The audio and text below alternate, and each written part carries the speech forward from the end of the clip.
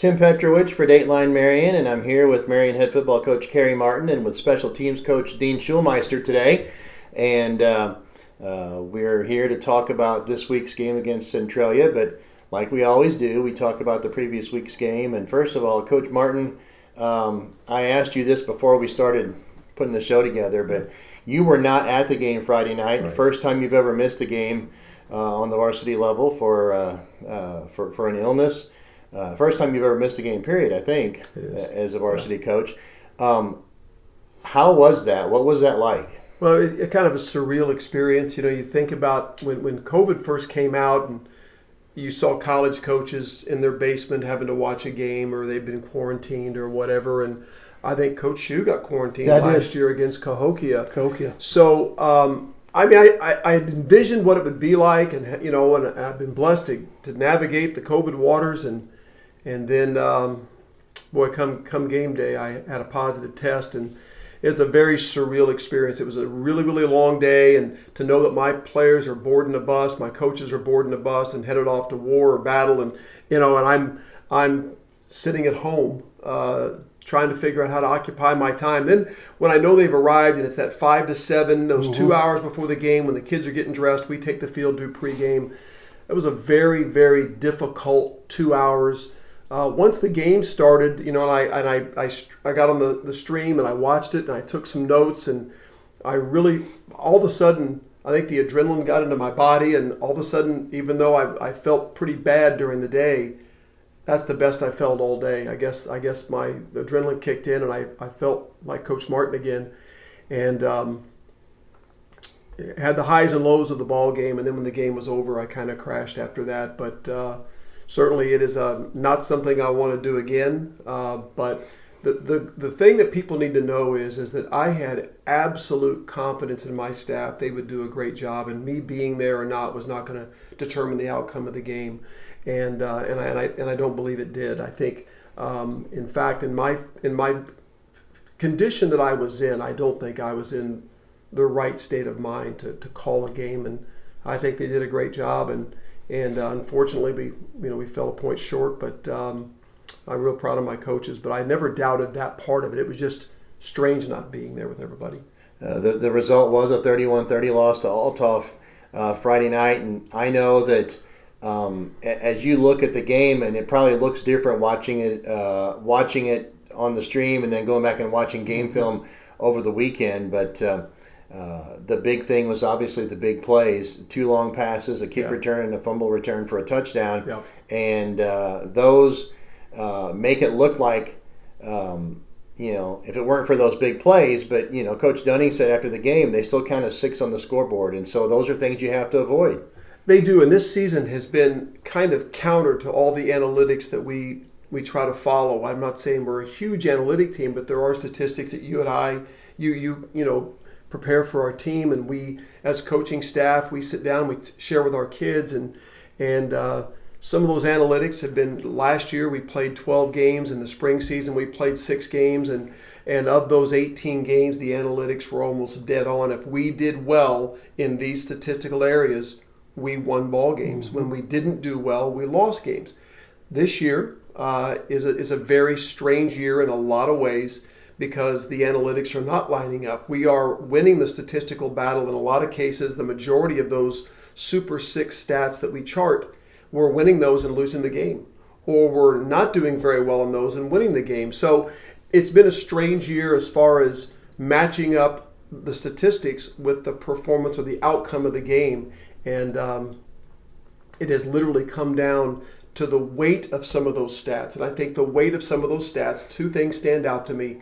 Big plays, way more than other statistics. There's no doubt. And I think turnovers also have a heavier weight when you're weighing these things, analytically speaking.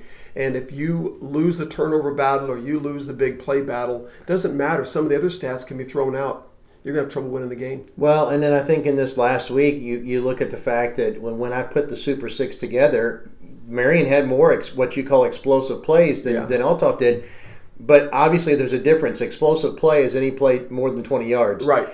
So plays that are 30, 40 yards sometimes don't result in scores. Almost always a play that's 70 yards or more results in a score. And that's a great point, and that's what I'm saying. It's like explosive plays are supposed to mean if you win that category, you've had a. But again, if you're not scoring on those plays, but they have fewer explosive plays, but on every one of those they scored or they came off of a turnover or a special team or something, then those statistics that you think help measure, and I think they do in the long term, but this season it has been difficult to look at the stats and say this is what is going to happen or this is what could have happened or should have happened.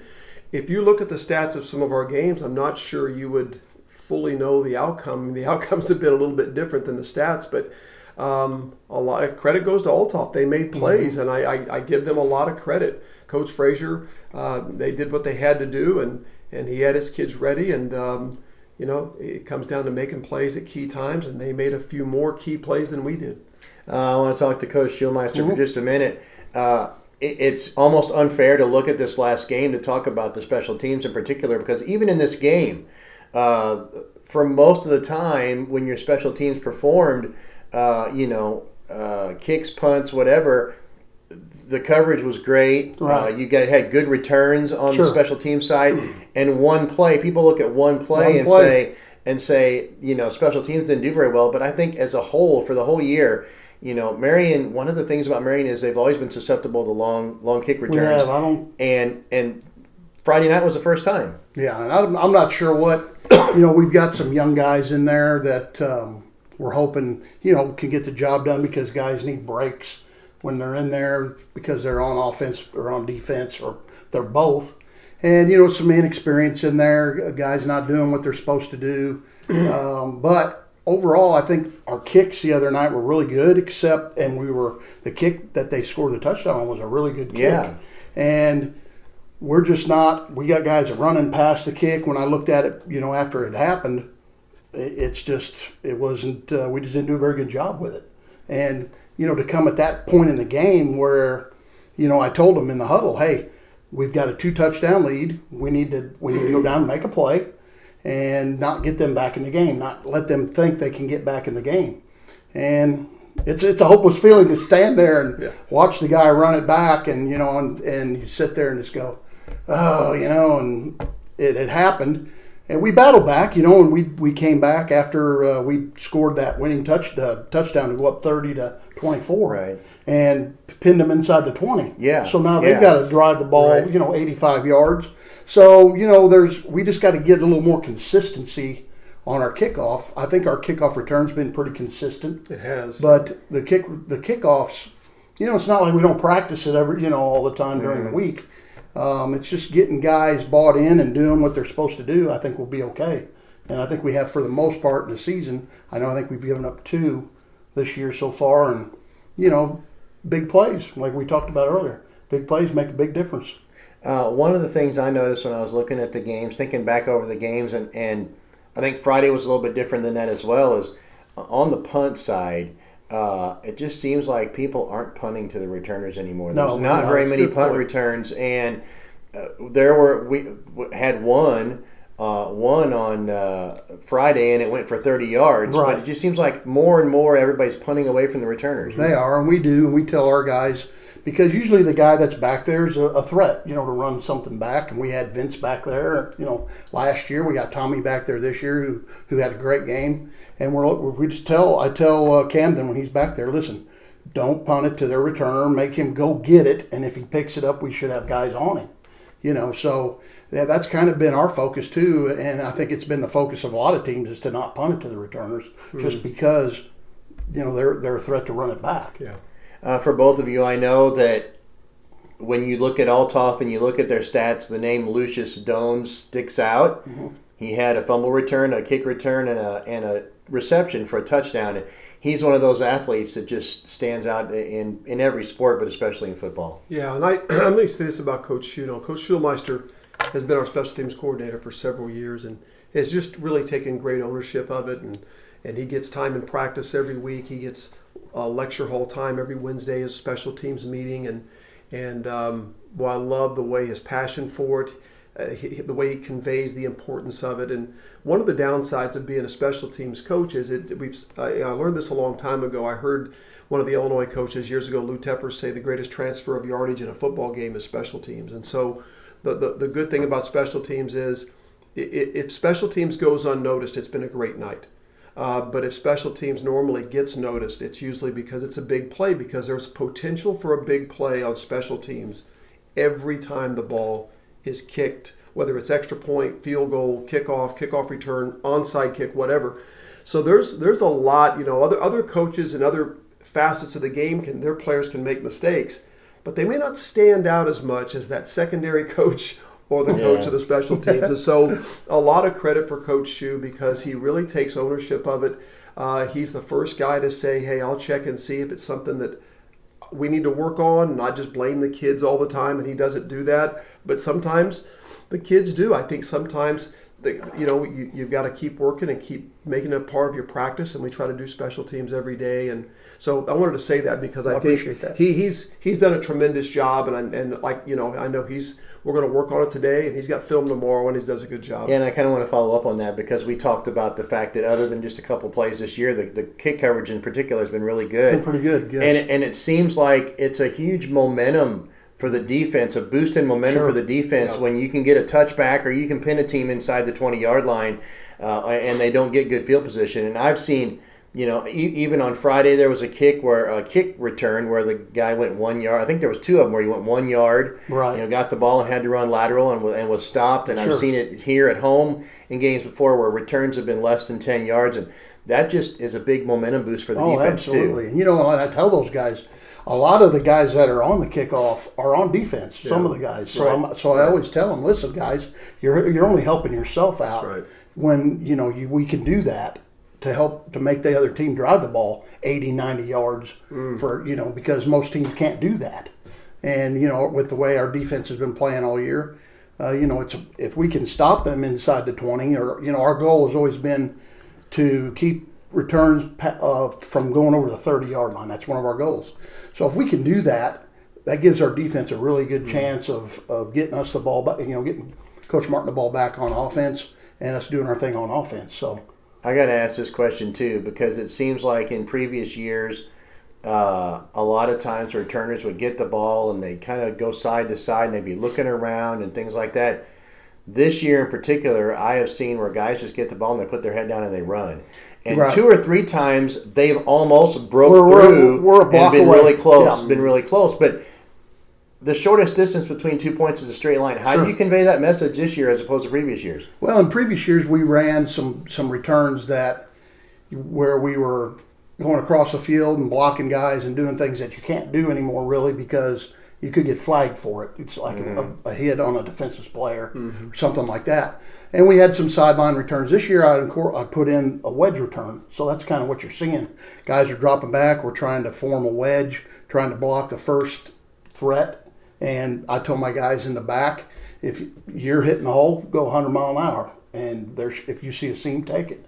And that's kind of been, I think, why we've had a little bit more success with that return this year. And that's a good example of his ability to adapt to a change in the game. The game was crisscross your people and sideline, and pick people off as they're coming downfield with a good blind side block that you would celebrate in film session because that's what it was all about. Well, those blind side blocks, as he said, are now penalties, and so we've had to adapt our punt return, adapt our kick return. The other thing is teams aren't kicking the ball deep as much anymore. If they can kick it in the end zone, they will. If not, they'll chip kick, they'll onside kick, they'll squib kick the ball on the ground. So that makes crisscrossing your people difficult. So one of the things he's adapted to is just develop this mentality that when you get the ball, it's full speed ahead and look for a seam. And if you go back and look at the most successful kick returns in an NFL season or college season, it's guys that take the ball and get north and south in a hurry. And I think that's why we've been so close to breaking so many this year. It's one block away and it's touchdown. It's happened a couple lot. instances. Yeah, it really is. So you're 3-3 now. Yeah. You've got 3 games left, and when you look at that magical playoff point number, and I even did that again today. With 5 wins, it's possible, but it's not the easiest thing. So obviously, you're in a position much like you were a few years ago when you started 0-3, where you need to win. You want to win the rest of these games and remove all doubt, but but your destiny is in your own hands too. It is. We win 3 games, we make the playoffs. But we've told the kids at the team meeting yesterday that don't count on a 5-4 season. So it's I just don't see the points being there to get us in. If you look at the number of points needed traditionally, the number of points we would have if we could win 5, we're probably going to be just hoping and not getting there. And in order to make the playoffs, I think this is a must-win ball game, and we got to go against a 5-1 Centralia team that's very talented, had a good year. So yeah, we've got our work cut out for us, but we've been in this situation before, and we're going to need our kids to elevate and step up, and we feel like we've got a good game plan we're putting together, but yeah, it's going to take a big effort at Centralia in order to come up with this, try to keep the streak alive, because we've still got 3 to go. And just because we win Friday, we still got to beat Carbondale. We still got to go to Mattoon and beat them. So we've still got what we consider the first round of the playoffs starts this week for Marion. You've been in this position against Centralia before in a must-win situation where they were maybe a little favored, and you went up there a couple times and came away with wins. So it's not something that Marion teams, these kids, I don't think are looking and going, oh my gosh, we're underdogs to Centralia. That's impossible to do, because it's been something you've done before. We try to let them know that. We try to let them know that this is not like a situation we've never been in. I mean, of course, you think back to that season of 2015, I believe, 15 or 16. We had to go to Centralia, and Javon Williams was a senior that year, and yeah, I would say they were favored to beat us, if nothing else, because of him. He was one of the best, if not the best, high school football player I ever coached against, but we got a win on a Saturday afternoon because the referees didn't show up on Friday night. So it was like, and that seemed like a really bad thing. We were ready to play the game. We were done our pregame. We're standing on the sidelines. We're waiting for the national anthem, and the referees were double booked. I don't know. It didn't matter whose fault it is now, but there were no officials. So we had to come back the next day, even lost some players to some other school competitions. They couldn't play. It just looked like everything was against us, and we were able to pull out a big win at Centralia. But we're certainly an underdog in this situation. We've got our backs against the wall, but no one wants to hear your excuses, and nobody feels sorry for Marion, I guarantee you. That's for sure. And that's okay. I think we put ourselves in this situation, not played our best football consistently, and you find yourself at 3-3, scratching and clawing week 7 for the playoffs. And so we got to make the best of it. And if we can get through this and win this ball game, we start to write a kind of a cool chapter to this season, but going to take a big effort. You mentioned Javon Williams Jr., and it just seems like all the time Centralia's got a guy who seems like he's been there forever, is an impact player of some sort, and Javon is not the only one. They've had several. And I look at the stats, and you got this guy named Amir Johnson who leads the team in rushing, leads the team in receiving, leads the team in total yards. I think the only thing he hasn't done is throw a pass, and don't be surprised if he does that Friday night, because you said everybody pulls out all the stops against Marion. So, as you look at this Centralia team, obviously their offense starts with Amir Johnson. Yeah, obviously it doesn't take long, as you said, look at the stats and go, oh, we better stop him. Yeah, he's a multi-threat kid, and I've had some other people tell me they watched Centralia play live and said he was a pretty special player. You can see it on film. Quarterback's a 3-year starter. They've got some really, really good players on both sides of the ball. They're a good football team, and their coaching staff does a great job every single year with what they have. And so, a lot of hard work and patience has gone into that Centralia program for them to be where they're at right now at 5-1. And so, like I said, it's going to take a great effort against a good football team, but that's what makes wins like this special. If you can get them, is you beat a quality opponent that's well coached. But you're right. It starts with him, and we've got to make sure we contain him as best we can. So Centralia looks different now than they did at the beginning of the year, at least if you look at scores. And I know everybody said don't look at scores, but being the media guy, I look at scores. But they were piling up the points early in the season. And now you look at the last 2 games, and 16-7 against Althoff and 14-0 against Cahokia, and you got to take a look and say, man, you shut out Cahokia. Seems like their game has shifted to more of a defensive game, maybe. Yeah, it's funny you say that because the first thing I noticed was the defensive scores, and as an offensive coordinator, I looked at how well their defense has been shutting people down. But it does. This has been a strange year in a lot of ways. We talk about the analytics not lining up, the statistics not lining up the way they normally do. And one of the things that stood out to every one of my coaches is we sit and talk about the scores of games. If you're into score predicting and score comparisons, well, these two teams and this team, so that means this game. No, it doesn't. Mm-hmm. The scores of games on a Friday night shock everyone, not just in our conference, but all over Southern Illinois and throughout the state. You look at the outcomes of games, and based on what the two teams have done the previous weeks, it doesn't look like there's any way that score should be that way. It's been a strange year, and so the fact that Centralia's scores have changed normally would surprise me even more, but not in 2022. I think it's a very odd year. I look at a Carbondale team that's,